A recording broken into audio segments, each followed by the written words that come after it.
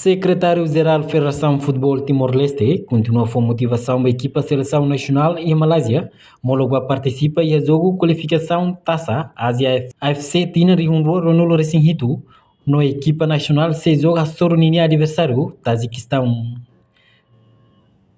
Secretário-Geral da Federação de Futebol Timor-Leste, José Adilson Ribeiro, sorumalo a equipa Seleção Nacional Timor-Leste e a Malásia, e a Loron Sanolo Resine Fulan Marsune, no ia sorumutune, ni husu insama bela halo preparação ao máximo, não mos for motivação, ato continua vontade e esforço de taneas dignidade raidobin Timor-Leste liusi futebol.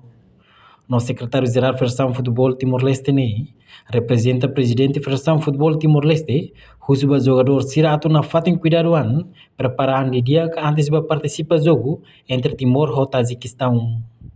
O jogador Sira ato la bele preocupa no rona informação Sira em mídia social, nebela for motivação da equipa seleção nacional, mas bem tem que concentra o jogo Sira tu irmãe. No qualificação Taça Ásia AFC Tina Rihunrua Ronulo Resinhitu, ronde da Tolukne Timor-Leste e Grupo A, Hamutu com Tajiquistão, Maldives, no Filipina. Portanto, nação Tolo e Grupo A, Hamutu com Timor-Leste da Daune e a classificação FIFA, nebe asliu compara o Timor-Leste. Tajiquistão e ocupa lugar atos Idahat, Filipina ia ato sida 5 enquanto Maldives ia posição ato sida nem nulo resinrua, no Timor-Leste rasi que tem classificação ia ato sida sia nulo resinhitu.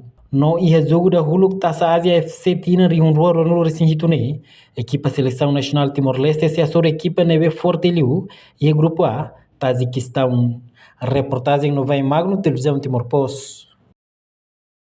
Janela informação ba emogoto. Atua tem informação atual dia clio. Kita haluha.